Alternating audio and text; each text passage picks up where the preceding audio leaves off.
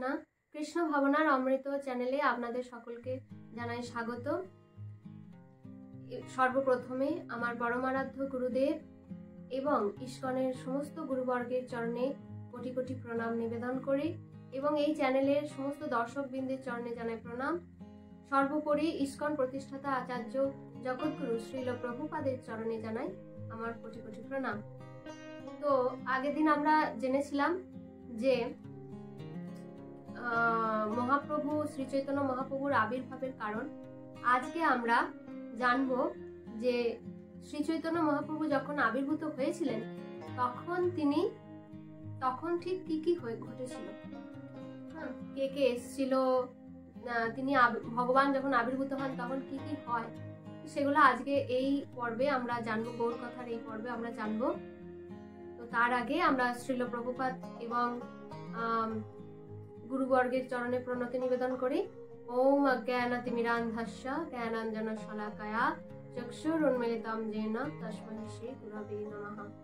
নমো ওং বিষ্ণুপাদায় কৃষ্ণপৃষ্ঠায় ভূতলে শ্রীমতে ভক্তিবেদান্ত স্বামিনীতি নামিনে। নমস্তে সরস্বতী দেবে গৌরবাণী প্রচারিণে নির্বিশেষ শূন্যবাদী পাশ্চাত্যদেশ তারিণী। वाञ्छाकल्पतरुभ्यश्च कृपासिन्धुभ्य एव च पतितानां पावनेभ्यो वैष्णवेभ्यो नमो नमः। नमो महावदन्नाय कृष्णप्रेमपदायते कृष्णाय कृष्णचैतन्य नाम्ने नमः। जय श्री कृष्ण चैतन्य प्रभु नित्यानंद श्री अद्वैत गदाधर शिवासादि गौर भक्तवृंद। हरे कृष्ण कृष्ण कृष्ण हरे हरे, हरे राम राम राम জয় শ্রী চৈতন্য মহাপ্রভু। তো চৈতন্য মহাপ্রভু যখন জন্মগ্রহণ করেছিলেন তখন তো তার আগে দেবতারা গর্ভস্তুতি করছে এবং সেটা চৈতন্য ভাগবতে বৃন্দাবন দাস ঠাকুর ব্যাখ্যা করছে, সেটাই আমি বলার চেষ্টা করছি। অনন্তেরও প্রকার হইলা হেন মতে, এবে শুনো কৃষ্ণ অবতরিলা যে মতে। আগে কি হয়েছে? অনন্তেরও প্রকার হইলা হেন মতে। তার আগে চৈতন্য ভাগবতে ব্যাখ্যা করা হয়েছে যে কিভাবে নিত্যানন্দ প্রভু একচক্রা গ্রামে পদ্মাবতী এবং হারাই পণ্ডিতের সন্তান রূপে জন্মগ্রহণ করেছিলেন। সেই জন্য অনন্ত শেষ যিনি নিত্যানন্দ প্রভু রূপে এসেছেন, তো তার কথা বলা হয়েছে। বলছে এবার আমরা কার কথা শুনবো? যে কৃষ্ণ শ্রী চৈতন্য মহাপ্রভু রূপে অবতরণ করবেন, সেই কথা এখন শুনবো। নবদ্বীপে আছে জগন্নাথ মিশ্রবর, বসুদেব প্রায় দেহ স্বধর্মে তৎপর। জগন্নাথ মিশ্র হচ্ছেন শ্রী চৈতন্য মহাপ্রভুর পিতা। তো নবদ্বীপে বসুদেব প্রায় দেহ স্বধর্মে তৎপর, অর্থাৎ শ্রীকৃষ্ণ লীলাতে বসুদেব ছিলেন কৃষ্ণের পিতা রূপে, ভগবানের পিতা রূপে তিনি ছিলেন। তো বসুদেবের মতনই ঠিক বসুদেবী কি হয়েছে? জগন্নাথ মিশ্র হয়ে এখন এসছেন। উদার চরিত্র দেহ ব্রহ্মণ্যের সীমা, এন নাহি যাহা দিয়া করিব উপমা। তিনি যেরকম বসুদেব মহারাজ ছিলেন, সেরকমই জগন্নাথ মিশ্রের মধ্যেও সেই গুণগুলো প্রকাশিত হয়েছে। যেমন উদারতা, ব্রাহ্মণ ছিলেন এবং ব্রাহ্মণের যা যা গুণ, সম দম তপ শৌচ, সে সমস্ত গুণ জগন্নাথ মিশ্রের মধ্যে পরিলক্ষিত হতো। এবং ধর্মপরায়ণ ছিলেন। হেন নাহি যাহা দিয়া করিব উপমা, কি কশ্যপ দশরথ বসুদেব নন্দ, সর্বময় তত্ত্ব জগন্নাথ মিশ্রচন্দ্র। এই জগন্নাথ মিশ্রের মধ্যে ভগবানের পূর্ব যুগের যারা বাবা মা রূপে এসেছিলেন যেসব ভক্ত, তো যেমন কশ্যপ মুনি এবং অদিতি দিতির গর্ভে, তারপরে হচ্ছে দশরথ মহারাজ, বসুদেব, নন্দ মহারাজ, এদের যে সমস্ত গুণ, সেই গুণাবলী এখন বৃন্দাবন দাস ঠাকুর বলছেন কি না, এই সমস্ত গুণাবলী জগন্নাথ মিশ্রের মধ্যে পরিলক্ষিত হতো। তান পত্নী সচিনা মহাপ্রতিব্রতা, মূর্তিমতী বিষ্ণু ভক্তি সেই জগন্মাতা। এখন তার পত্নী সচিমাতা মহাপ্রতিব্রতা, তো তিনি মূর্তিমতী বিষ্ণু ভক্তি সেই জগন্মাতা। যদি বিষ্ণুর প্রতি ভক্তিকে যদি একটা মূর্তি রূপে দেখা যায়, তা হচ্ছে সচিমাতা। বহুতর কন্যার হইল তিরোভাব, সবে এক পুত্র বিশ্বরূপ মহাভাগ। সচিমাতার গর্ভে এই শ্রী চৈতন্য মহাপ্রভু হওয়ার আগে অনেকগুলি কন্যা সন্তান হয়েছিল এবং তারা সকলেই জন্মেই মারা গিয়েছিল। তো তারপরে কি হয়, অনেক দিন পরে কি হয় না, পুত্র বিশ্বরূপ অর্থাৎ শ্রী চৈতন্য মহাপ্রভুর দাদা জন্মেছিলেন। বিশ্বরূপ মূর্তি যেন অভিন্ন মদন, দেখি হরষিত দুই ব্রাহ্মণী ব্রাহ্মণ। বিশ্বরূপ এত সুন্দর দেখতে ছিলেন যে বলা হচ্ছে কামদেব মদনের থেকে যেন অভিন্ন। দেখি হরষিত দুই ব্রাহ্মণী ব্রাহ্মণ, এবং সচিমাতা এবং জগন্নাথ মিশ্র তাকে দেখে হরষিত হতেন। জন্ম হইতে বিশ্বরূপের হইল বিরক্তি, শৈশবেই সকল শাস্ত্রেতে হইল স্ফূর্তি। ছোটবেলা থেকেই বিশ্বরূপ সমস্ত বিষয় আশয়ের প্রতি বিরক্ত ছিল এবং শৈশবেই সকল শাস্ত্রে পারদর্শী ছিলেন। বিষ্ণু ভক্তি শূন্য হইল সকল সংসার, প্রথম কলিতে হইল ভবিষ্য আচার। ধর্ম তিরোপ ভাব হইলে প্রভু অবতারে, ভক্ত সব দুঃখ পায় জানিয়া অন্তরে। তবে মহাপ্রভু গৌরচন্দ্র ভগবান, সচি জগন্নাথে দেহে হইলা অধিষ্ঠান। প্রথম কলিতে ভবিষ্য আচার, কলি শুরু হয়েছে, কলিযুগ দাপর যুগ শেষ হয়ে কলিযুগ শুরু হয়েছে। তো ধর্ম তিরোভাব হইলে প্রভু অবতারে, সেজন্য ধর্ম পুনঃস্থাপন করার জন্য যদা যদা হি ধর্মস্য গ্লানি ভবতি ভারত অভ্যুত্থান অধর্মস্য তদা আত্মানম সৃজাম্যহম। গীতাতে বলা হয়েছে যখন যখন অধর্ম বেড়ে যায়, ধর্মের বিনাশ ঘটে, তখন কি করেন, ভগবান আবার অবতরণ করেন। সেজন্য শ্রী চৈতন্য ভক্তরা সব প্রার্থনা করছিলেন ভগবানের কাছে যে ভগবান আমি অবতরণ করুন এই কলিযুগে। তো সেই জন্য শ্রী চৈতন্য মহাপ্রভু কি করে না, গৌরচন্দ্র ভগবান সচি ও জগন্নাথের দেহে হইলা অধিষ্ঠান, হৃদয়ে অধিষ্ঠান করলো। ভগবান আমাদের সাধারণ মানুষদের মতো জন্মগ্রহণ করেন না। গীতাতে বলা হচ্ছে জন্ম কর্ম চমে দিব্যং যো ব্যক্তি তত্ত্বতঃ তক্তা দেহং পুনর্জন্ম নৈতি মামেতি সহর্জুন। ভগবানের জন্ম কর্ম হচ্ছে দিব্য চিন্ময়। ভগবান একজন সাধারণ মানুষের মতো ভগবান জন্মগ্রহণ করেন না। ভগবান কি করলেন না, সচিমাতা এবং জগন্নাথ মিশ্রের হৃদয় থেকে সচিমাতার হৃদয়ে প্রবেশ করলেন। জয় জয় ধ্বনি হইল অনন্ত বদনে, স্বপ্ন প্রায় জগন্নাথ মিশ্র সচি শুনে। মহাতেজ মূর্তিমন্ত হইল দুইজনে, তথাপিও লক্ষিতে না পারে অন্য জনে। এবং যখন ভগবান তাদের হৃদয়ে প্রবেশ করলো তো তাদের দেহ আরো উজ্জ্বল বর্ণ ধারণ করলো এবং কেউ বুঝতে পারছে না যে এর কারণ কি। অবতীর্ণ হইবেন ঈশ্বর জানিয়া, ব্রহ্মা শিব আদি স্তুতি করেন আসিয়া। তো দেবতারা জানেন যে ভগবান কলিযুগে শ্রী চৈতন্য মহাপ্রভু রূপে সচিমাতা এবং জগন্নাথ মিশ্রের কাছে আবির্ভূত হবেন। তো ব্রহ্মা শিব আদি যত দেবতারা ছিলেন সকলে স্তুতি করতে লাগলেন। অতি মহাবেদ গোপ্য এ সকল কথা, ইহাতে সন্দেহ কিছু নাহিক সর্বদা।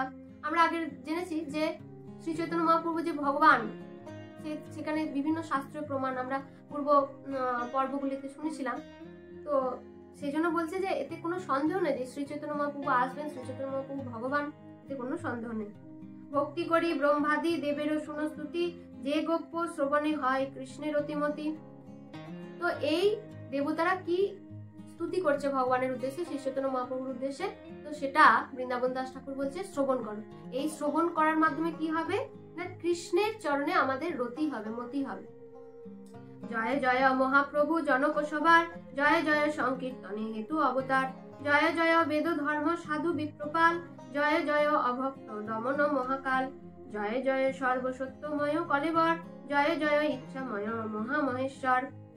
যে তুমি অনন্ত কোটি ব্রহ্মাণ্ডের বাস, সে তুমি শ্রী সচি গর্বে করিলা প্রকাশ। তোমারও যে ইচ্ছা কে বুঝিতে তার পাত্র, সৃষ্টি স্থিতি প্রলয় তোমারও লীলা মাত্র। বলছে তোমার কি যে ইচ্ছা কেউ বুঝতে পারে না, সৃষ্টি স্থিতি প্রলয় এগুলো তোমার লীলা মাত্র। সকল সংসার যার ইচ্ছায় সংহারে, সে কি কংস রাবণ বদিতে বাক্যে নারে। সকল সকল সংসার যার ইচ্ছায় চলে, আবার যার ইচ্ছায় এই সকল ব্রহ্মাণ্ড সবকিছু ধ্বংস হয়। তো সে শুধুমাত্র রাবণ কংসকে বধ করার জন্য এখানে কি অবতরণ করে, তার আসার কোনো প্রয়োজনই নেই। কারণ রাবণ, হিরণ্যকশিপুর, রাক্ষস হোক মানুষ হোক, প্রত্যেকটা জীবের অন্তরে কে বাস করে, ভগবান বাস করে। তো ভগবান পরমাত্মা রূপে প্রত্যেকের হৃদয়ে বাস করে, সে রাক্ষস হোক, অসুর হোক, দেবতা হোক, মানুষ হোক, যেই হোক, পিপিলিকা থেকে শুরু করে ব্রহ্ম পর্যন্ত সকলের হৃদয়ে পরমাত্মা রূপে ভগবান বাস করে। তো যখন ভগবান চাইবে যে একে এবার সংহার করতে হবে, ভগবান চাইলে তার হৃদয় থেকেই পরমাত্মা যখন বেরিয়ে যাবে, আত্মাও বেরিয়ে যাবে, তাহলে ভগবানকে কিছু করার প্রয়োজন পড়ে না। কিন্তু ভগবান শুধু অসুরবধ করতে আসে না, ভগবান আমরা আগের পর্বে শুনেছি যে ভগবানের আসার আরো অনেক উদ্দেশ্য আছে। তথাপিও দশরথ বসুদেব ঘরে অবতীর্ণ হইলা বধিলা তা সবারে। তাও কি করলেন ভগবান? বসুদেব, দশরথ, এদের এই সব ভক্তের, মহান মহান ভক্তের ঘরে জন্মগ্রহণ করলেন এবং অবতীর্ণ হলেন এবং এই সব অসুরদেরকে বধ করলেন। এতে কে বুঝে প্রভু তোমারও কারণ, আপনি সে জানো তুমি আপনার মন। প্রভুর অবতীর্ণ হওয়ার যে কি কারণ সে একমাত্র প্রভুই জানে, আর কেউ জানে না। তোমার আজ্ঞায় এক এক সেবক তোমার, অনন্ত ব্রহ্মাণ্ড পারে করিতে উদ্ধার। ভগবানকে আসার প্রয়োজন পড়ে না এখানে, ভগবানকে এসব অসুর বধ করার প্রয়োজন পড়ে না। ভগবান বা এই যে ধর্ম পুনঃস্থাপন করার জন্য ভগবানের আসার প্রয়োজন পড়ে না। কেন? আমরা দেখেছি যে জগৎগুরু শ্রীল প্রভুপাদ, তিনি ভগবানের সেবক, ভগবান তাকে এই ধরাধামে প্রেরণ করেছেন সকল মানুষকে পরিত্রাণ করার জন্য, সকল জীবকে পরিত্রাণ করার জন্য। তো আমরা দেখেছি যে প্রভুপাদ একজন 70 বছরের বৃদ্ধ হয়ে তিনি কি করেছেন? সারা বিশ্ব ব্রহ্মাণ্ডে কৃষ্ণ ভাবনা প্রচার করেছেন এবং সকল মানুষকে উদ্ধার করেছেন। তো এরকম ভগবানের সেবককে পাঠালেই ভগবানের কাজ হয়ে যায়। তো ভগবান যে কি কারণে আসে তো কারোরই জানা নেই। তথাপিও তুমি সে আপনে অবতরী, সর্বধর্ম বুঝাও পৃথিবী ধন্য করি। ধর্মটাকে শ্রী চৈতন্য মহাপ্রভু যখন এসেছিলেন তখন ভক্ত রূপে এসেছিলেন, কারণ কৃষ্ণ লীলাতে তিনি কি করেছেন? অর্জুনকে গীতার জ্ঞান দান করেছেন। কিন্তু গীতার জ্ঞান দান করার পরে ভগবান ভাবলেন যে এই গীতা পড়ে সকলে কি করবে না ভক্তি করবে, সুন্দর জীবনযাপন করবে। কিন্তু তারপরেও ভগবান দেখলেন যে ধর্ম আস্তে আস্তে ক্ষয় হচ্ছে। তখন ভগবান কি করলেন? নিজে ভক্ত রূপে এসে এই গীতার উপদেশ, গীতার যে নির্দেশ কিভাবে জীবনে পালন করে আমরা এই মানব জীবন সার্থক করতে পারি এবং ভগবত ধাম প্রাপ্ত হতে পারি তা আমাদের শেখালেন। সত্য যুগে তুমি প্রভু শুভ্র বর্ণ ধরি, তপ ধর্ম বুঝাও আপনে তপ করি। সত্য যুগে তিনি শুভ্র বর্ণ ছিলেন এবং তপস্যার দ্বারা তখন ভগবানকে পাওয়া যেত। কৃষ্ণাজিন দণ্ড কমণ্ডল জটা ধরি, ধর্মস্থাপ ব্রহ্মচারী রূপে অবতরী। ত্রেতা যুগে হইয়া সুন্দর রক্তবর্ণ, হই যোগ্য পুরুষ বুঝাও যোগ্য ধর্ম। ত্রেতা যুগে তিনি, তার গায়ের রং ছিল রক্তবর্ণ এবং যোগ্য পুরুষ, অর্থাৎ সেই সময় যজ্ঞ করতে হতো, ভগবানকে পেতে গেলে যজ্ঞ করতে হতো। তো যজ্ঞ ধর্ম শিখিয়েছেন। শ্রুক শ্রুব হস্তে যজ্ঞ আপনে করিয়া, সবারে লওয়াও যজ্ঞ যাজ্ঞিক হইয়া। দিব্য মেঘ শ্যামবর্ণ হইয়া দাপরে। আর দাপর যুগে ভগবানের গায়ের রং ছিল শ্যামবর্ণ, নব ঘনশ্যাম। পূজা ধর্ম বুঝাও আপনে ঘরে ঘরে। এবং কি না সেই সময় পূজা অর্চনা বিধি ছিল দাপর যুগে।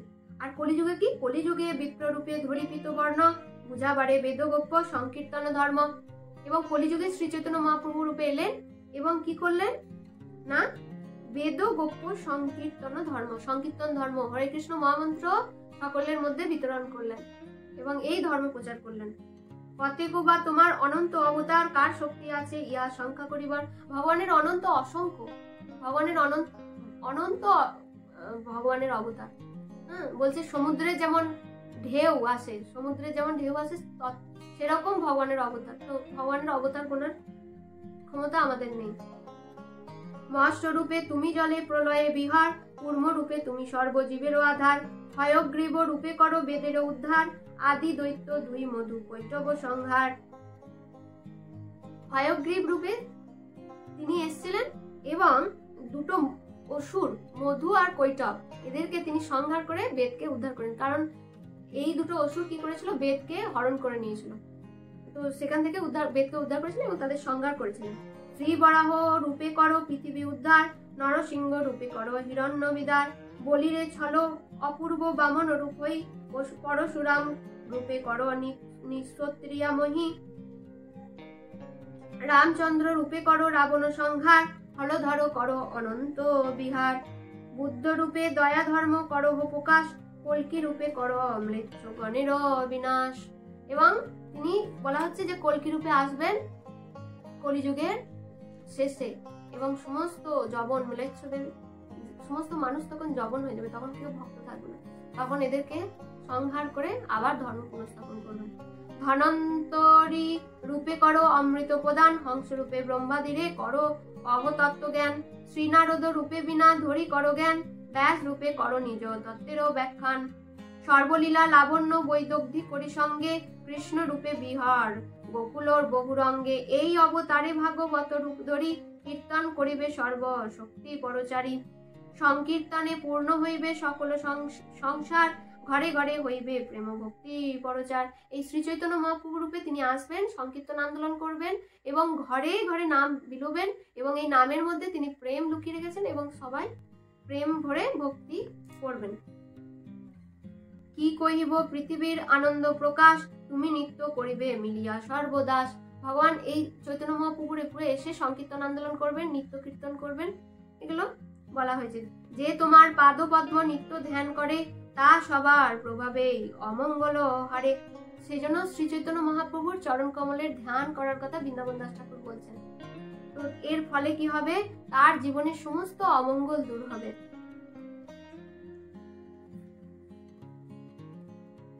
এবং তারপরে বলা হচ্ছে যে ফাল্গুনী পূর্ণিমায় শ্রী চৈতন্য চন্দ্রের উদয় ও আনন্দ উৎসব, শচী গর্ভে বৈশে সর্বভুবনেরও বাস, ফাল্গুনী পূর্ণিমা আসি হইল প্রকাশ, অনন্ত ব্রহ্মাণ্ডে যত আছে সুমঙ্গল, সেই পূর্ণিমায় আসি মিলিলা সকল।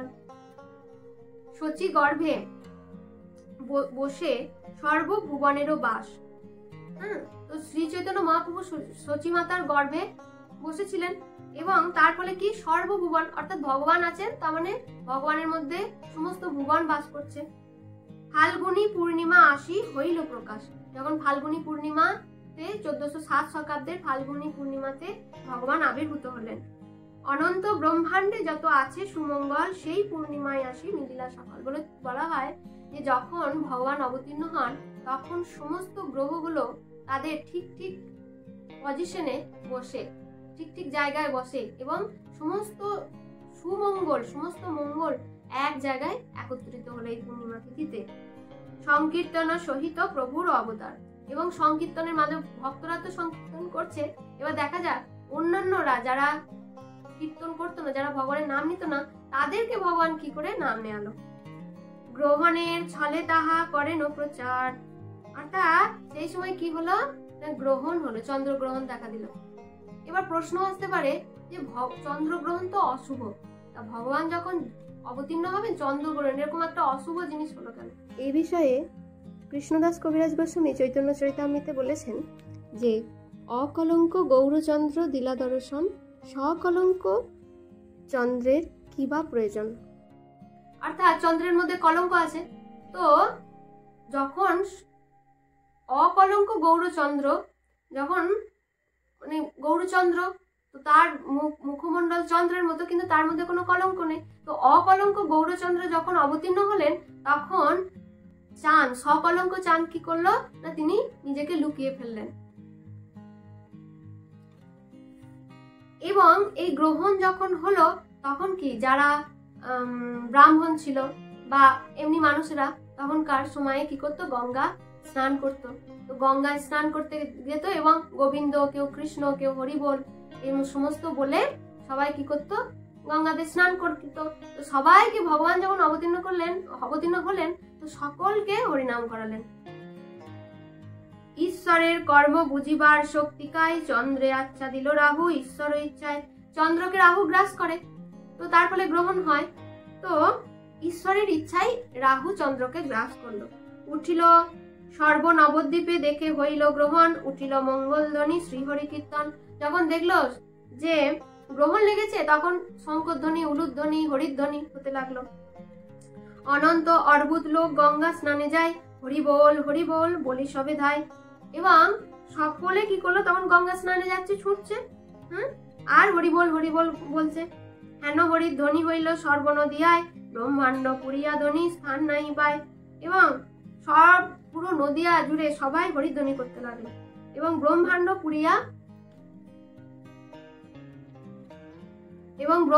পুরিয়া এই ধ্বনি সব স্থানে ছড়িয়ে পড়ল।